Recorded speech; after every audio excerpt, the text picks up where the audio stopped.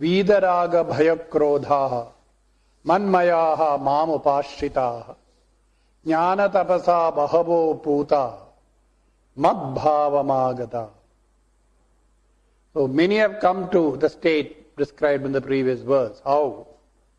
Free from Vida, Raga, Bhaya, Krodha. So all attachment, all fears, all anger, all the negativities, free from that. Madmaya, whose personality has become totally absorbed in this divine manifestation. Mam upashrita, totally dependent upon me, not depending upon anything else in the world. Jnana tapasa puta. Jnanameva tapas, that is jnana tapas. The austerity of knowledge, meaning removing all the rajasic and tamasic tendencies in us. When the personality has become totally sattva guna pradhana,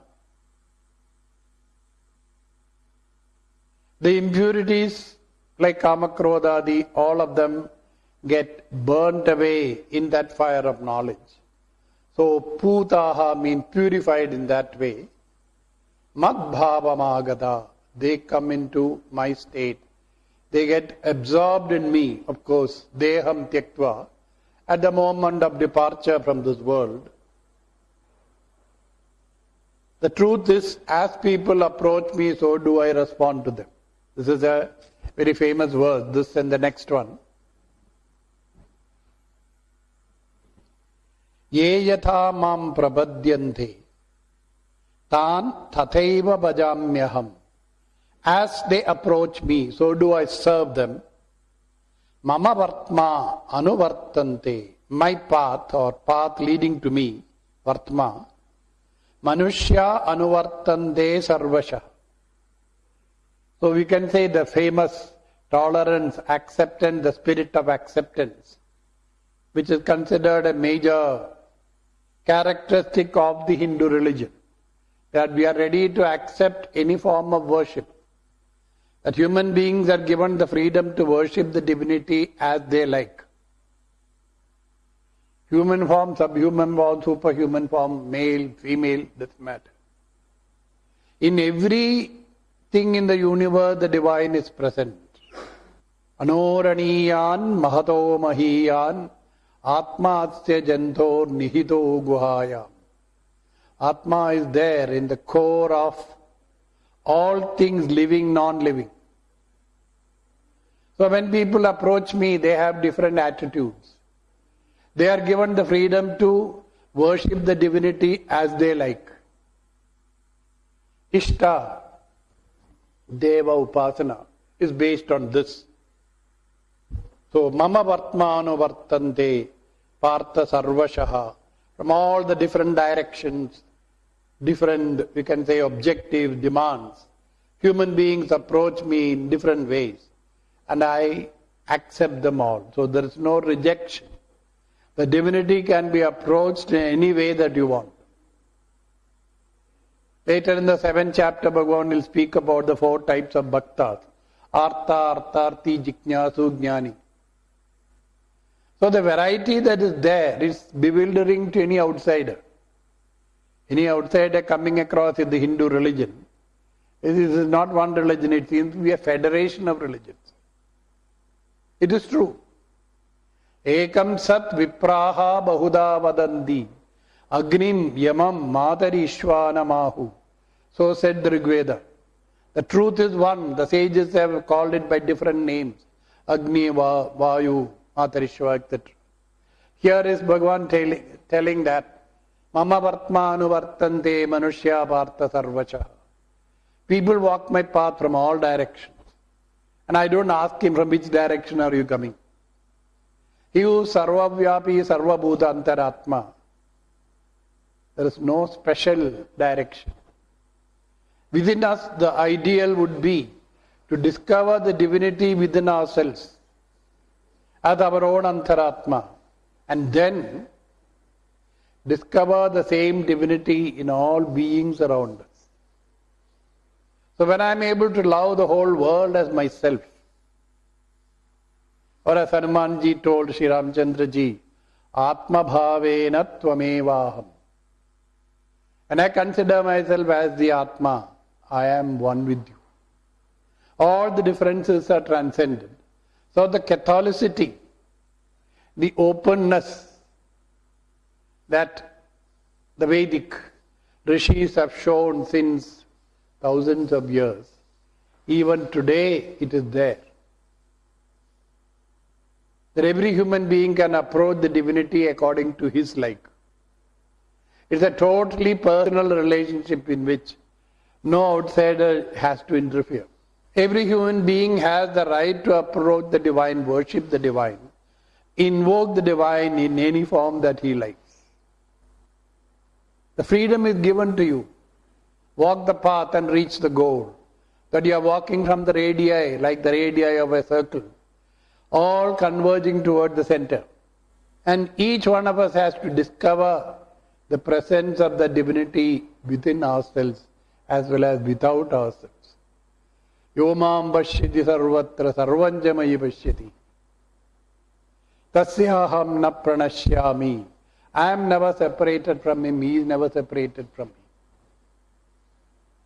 This much of openness, people find it too awesome. Too much of freedom. In India, we suffer from too much of freedom as far as religion is concerned. Any way you want to worship, worship. And it has been, whether the Vedas say, Ekam Sat Vipra Bahuda Vadanti. The Bhagavad Gita says, Mama Vartmanu Vartante Manushya Partha Sarvacha. Ramakrishna Paramahamsa in the 19th century says, as many people, so many paths.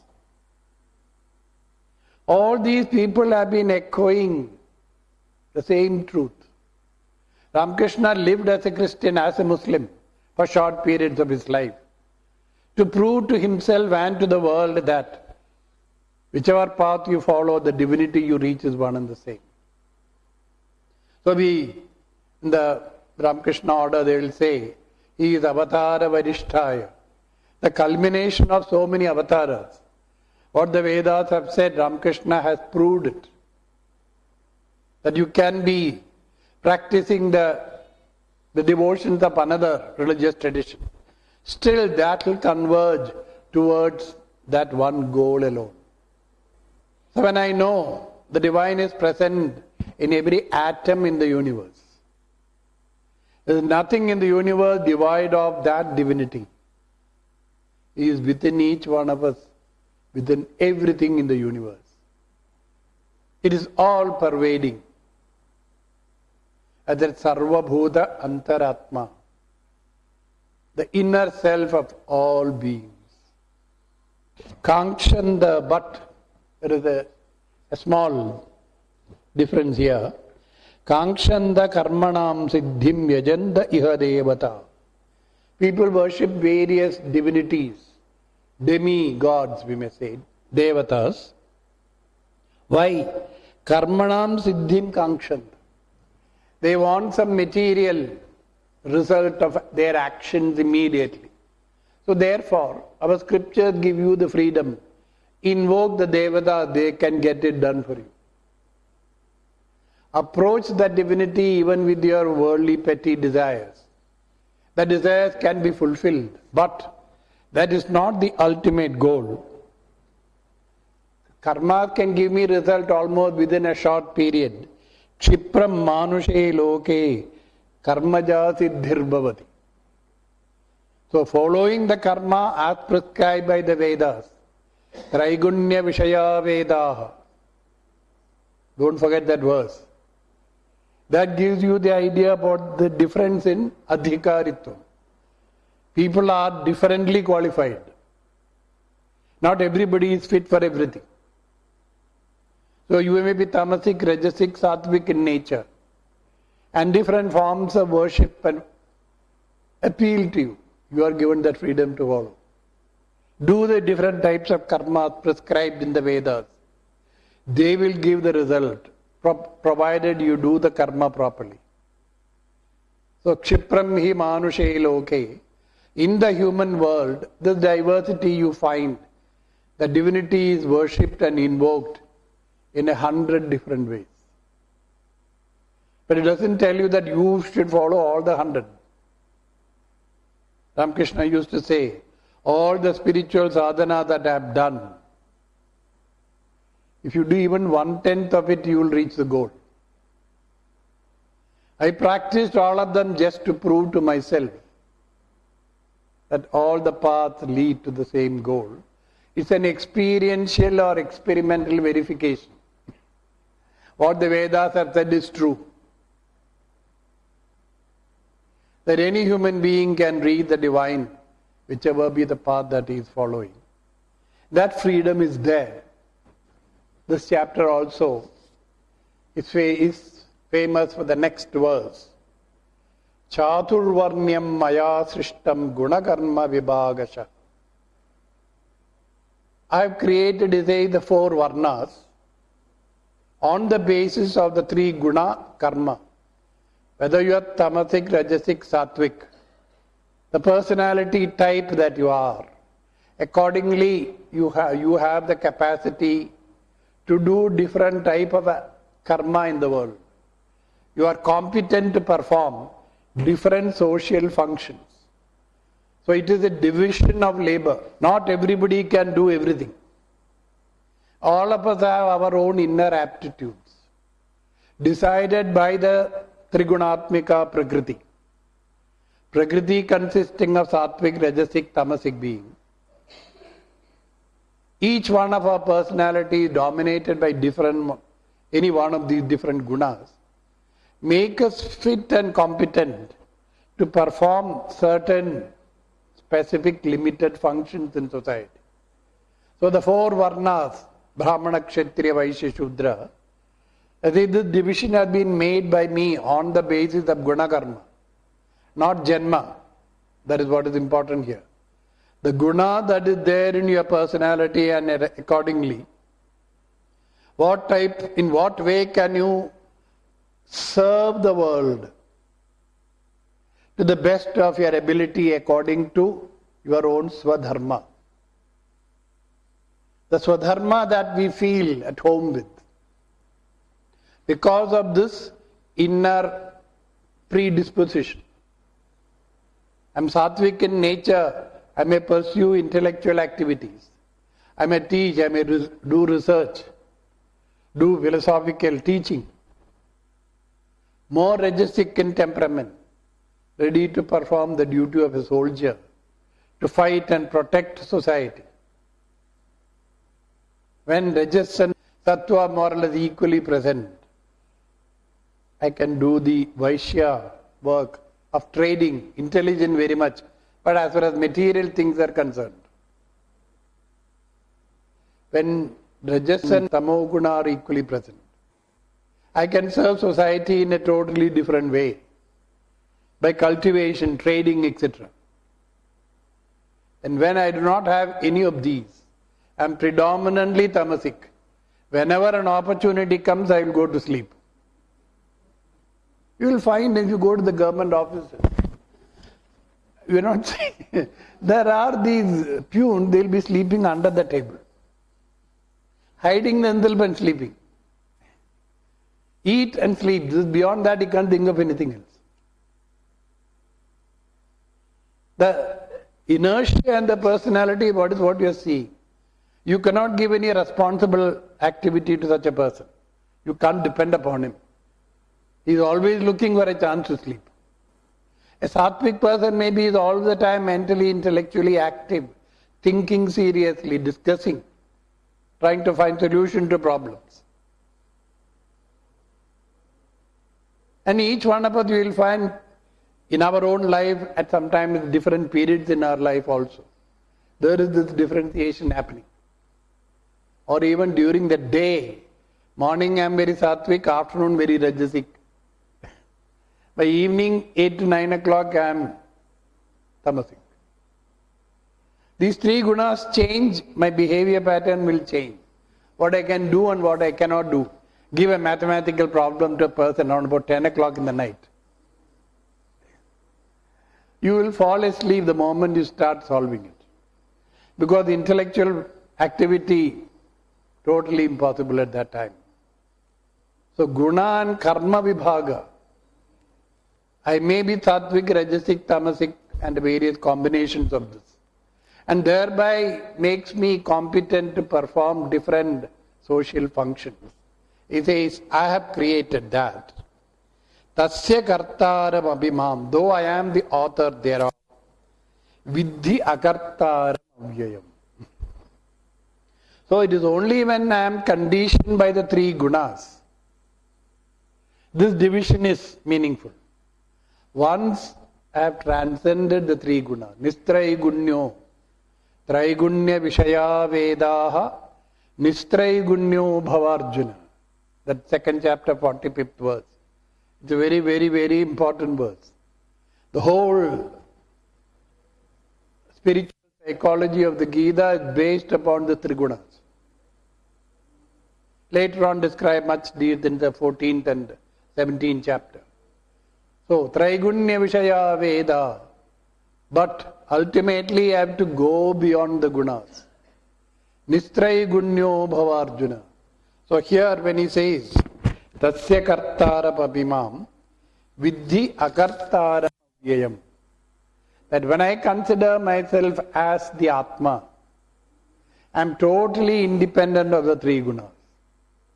I am neither a karta or a bhokta. The physical body becomes an instrument for action in the world, no doubt, according to tamas and rajas and tattva, whichever is dominant. But as the Atma Tattva, I am beyond the three gunas. Vidhi akartaram avyayam. So conditioned by the gunas, I have these various modes and moods of action, you may say. But transcending the gunas, there is no karta, there is no bhokta. It's a little difficult to understand maybe as he proceeds. Namam karmani limpandi name karma phale spriha. He says karma doesn't touch me, taint me. I have no craving for karma phala. So as an avatara when he functions, actions it says, whatever I do, they cannot touch me, taint me in any way. I have no craving for the karma phala. Iti mam yo abhijanati karmabir nasabadhyate.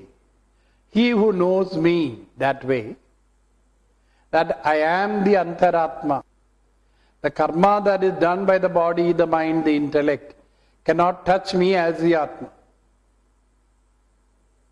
So as the Atma, I am not karta or bhokta.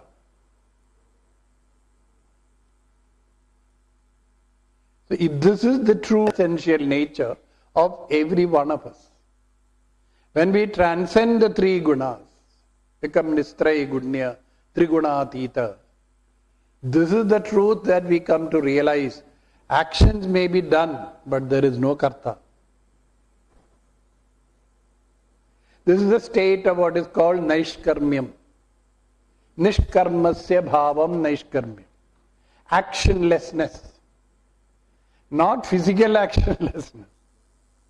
This is the mental state. I am not a karta or bhokta. Actions are done, but there is no doer behind. Difficult to appreciate, doesn't matter. You have to go through this chapter at least 10 times maybe before you get an inkling. What is Krishna trying to say? Kamya karma, nishkama karma, naishkarmya, I told you earlier. These are three stages. That's why Krishna said, Traigunya Vishaya, Vedas prescribe actions, motivated by desires. If you are more tamasic in nature, to help you to elevate to the next stage, where rajas becomes more dominant. Kamya karmas are prescribed. When rajas has become dominant to help you to climb to the next state called nishkama karma, a rajasic person is told, do nishkama karma, that will purify your mind, chitta shuddhi. Kayena, in the 5th chapter he will say that. Manasa buddhya kevala indriyairapi. Yogina karma gurvandi sangam tektva atma shuddhaye. A karma yogi performs actions for self-purification. So a rajasic person has to be taken to the sattvic state or uplifted. Make him do nishkama karma. Nishkama karma person who is already doing actions in that spirit, whose personality has become sattvic. He is able to see, Naiva Ginjit Karomi. I am not really the actor, the agent of action. Nishkarma, no? Naishkarmya, actionlessness. Na karmanam anarambhad naishkarmyam purushoshnuti. The third chapter is said, merely not initiating action, you don't reach naishkarmya. Naishkarmya is not physical actionlessness. It's a mental state where in the midst of action, one comes to experience one is not the doer at all. That action is done through you. You are only an instrument like a flute in the Lord's hand. The Lord Himself sings through you. You are not playing the flute. You are empty like the flute. No? Navadvara pure dehi. Naiva gurvanna karayan. The next chapter he will say that. Neither doing or causing to do. In this body of 9 holes, Navadvara pura. It's like a flute. A flute has 7 plus 2 and 9. So when the Lord sings through you, you are egoless. I am doing, that claim is not there. Action is being done. Ame partha asti kartavyam trishu lokeshu kinchana. Nothing I have to do in the 3 worlds. Varta evaja karmani. Still I am engaged in action, apparently. It's an apparent action. That's why Namaya karmani limpanti. Karma cannot taint me in any way. It's not action done with the ego. So in egoless state, action is done. So there is no doer there. Evam jnatva kritam karma purvairapi mumukshubhihi. Kuru karmaiva tasmatvam purvai purvataram kritam. Evam jnatva, even thus, knowing this simple principle, purvairapi mumukshubhi karma kritam. So mumukshus who are still on the path, the seekers, the desire for moksha they have. So they are on the path. So they have been doing, knowing this fact. They engaged in action, they didn't run away from action. Thereby they did not cease to be mumukshus. So mumukshus performed action knowing what I said earlier. Kuru karmaiva tasmatvam purvai purvataram kritam. So don't be afraid, you will not go astray. You are on the right path. Purvai purvataram kritam. Like they did, you also do, Arjuna. Arjuna was afraid that if he gets into karma, he will get caught up in samsara. Because karma is the path of pravritti marga. And nivritti marga means renouncing action. And here is Krishna telling act, act, act, act. Don't give up action. Physical giving up of action is not naishkarmya. It's a state of consciousness where no sense of I am the doer in the midst of activity. So the whole teaching of the Gita, no, it's reaching a sort of particularly of karma yoga, it's reaching a peak in the next few chapters. So may you, as a mumukshu, if you are, do karma as purvai purvataram kritam. They have done it that way. That is, it has been experientially verified. I told you in the last this thing. That spirit of experimentation is rampant in our spiritual tradition. I say that because we talk about scientific attitude, every politician mouths it, not knowing having ever stepped into a science lab ever in his life. Pandit Nehru started it. Scientific approach. About this without knowing what our scriptures are talking or talked before. This scientific approach is so deep-rooted here that even an illiterate person like Ramakrishna used to say, don't accept me blindly, test what I have said. Test it for yourself in your own personality. Don't blindly accept. He hardly knew how to write his own name. The Upanishadic rishis say that this knowledge has to be handed down, tested and verified by individuals. You pass on this knowledge. Swadhyaya pravachanecha. By your own self-study and unfoldment. And imparting this knowledge.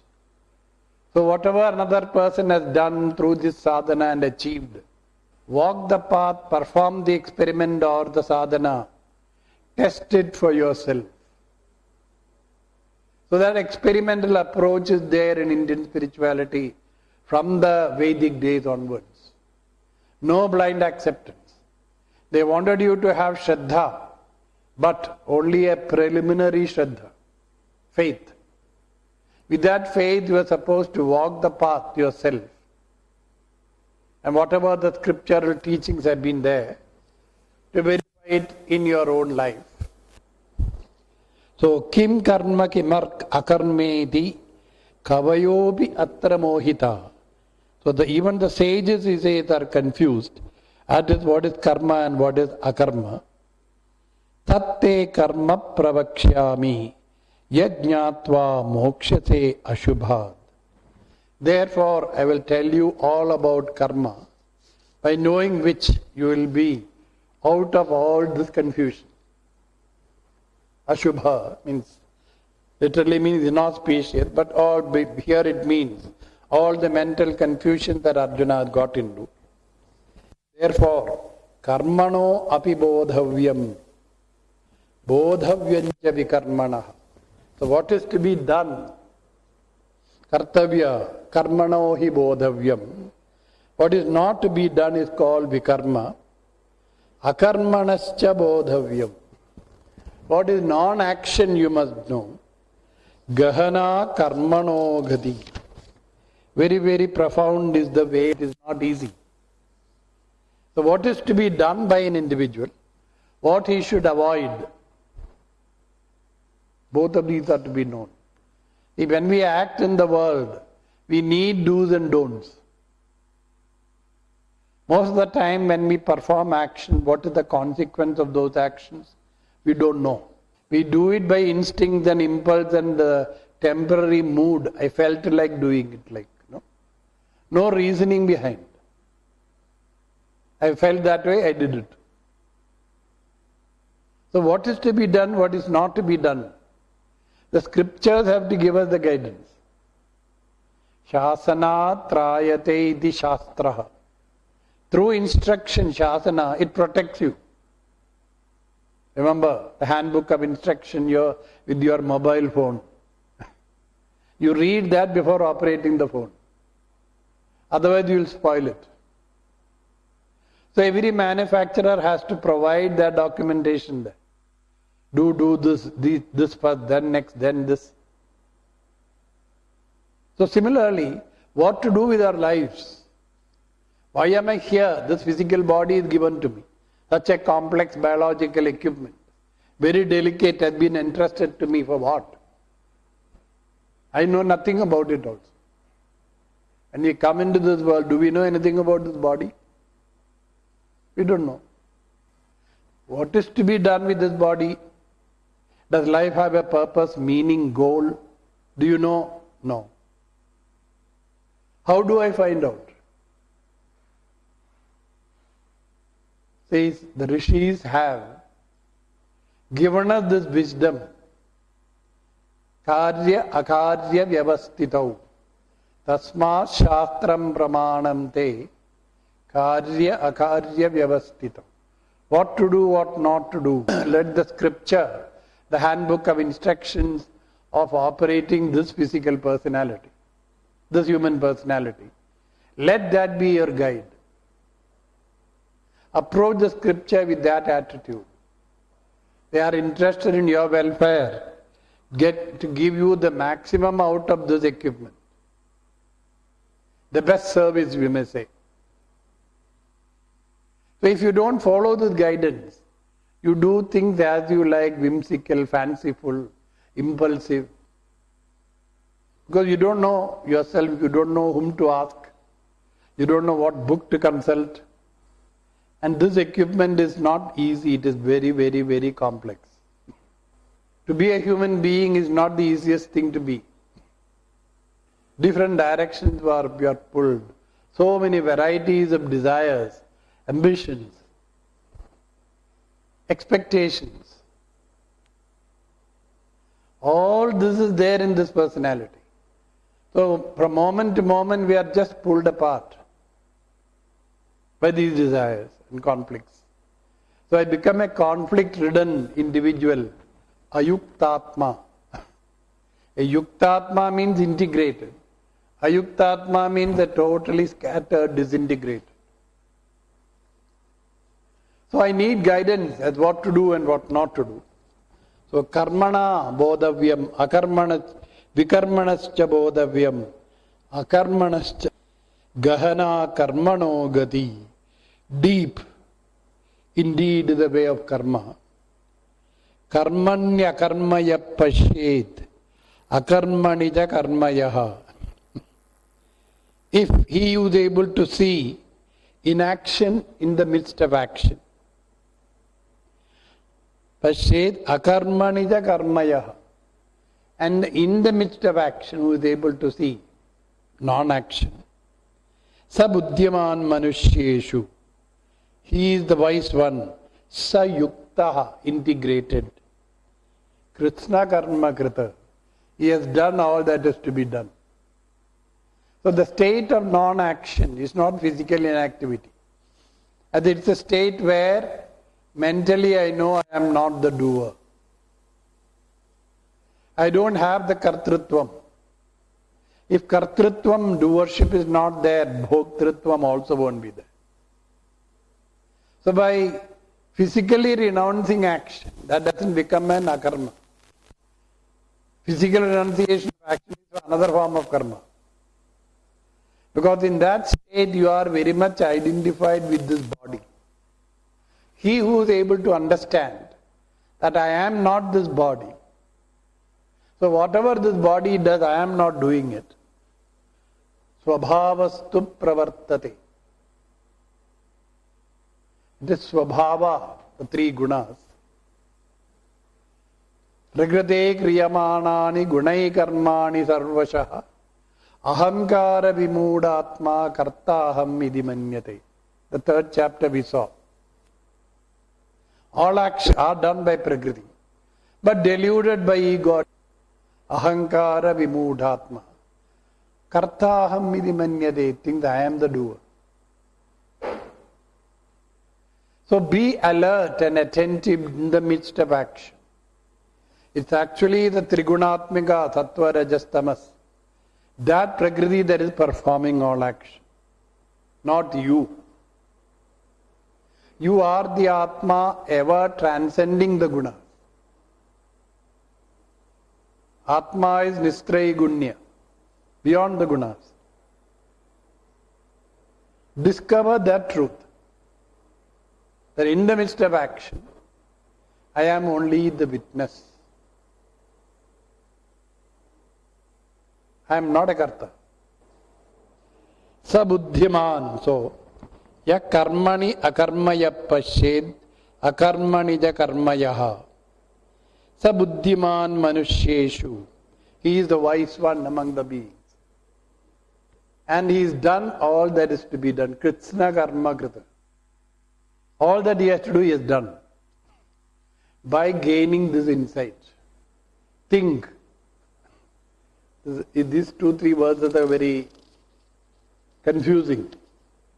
You have to read again and again and reflect. Yasya sarve samarambha kama sankalpa varjita jnanagni dagdha karmanam tamahu panditam buddha. So the definition of a pandita, Krishna used na anushojanti pandita. A pandita does not have grievance, he does not weep for anything. Why? Neither for the living nor for the dead. Na anushojanti pandita. You are weeping, Arjuna, therefore it is very clear that you are not a pandita. Who is a pandita? Yasya sarve samarambha. All whose undertakings kama sankalpa varjita. There is no desire, no impulse pushing it. Sankalpa. No? I want to get this, I want to get that. There is no desire, it's not desire ridden. Not calculating, sankalpa this may be. Sankalpa means calculation. If I do this, I'll get that. If I get that, I'll get. Like that you can do sankalpa. So no desire, no such building up sankalpas. Free from that. Jnanagni dagdha karmanam. His karma is purified by the fire of knowledge. And what is that knowledge that which is the fire? That knowledge is nothing but that I am not the doer. It is that insight which is calling knowledge here. Jnana ni sarva karmanam. Jnanagni sarva karmanam. Panditam. So Pandita does not weep. He knows he is not a karta, he knows he is not a bhokta. At this moment we are not in a position to appreciate this. Actually these are verses, the content of these verses. Arjuna may be Arjuna, and Arjuna like others, you and I, may realize it after many, many lives. At this moment, so don't get upset, you can't understand it. You are not ready for it. Unless you have gone through the mill of karma yoga, many of these verses won't speak to you. The personality has to be changed, transformed completely. You have to see and experience the world from a totally different angle altogether. Then what Bhagavan is saying will become clear. So I said read and reflect.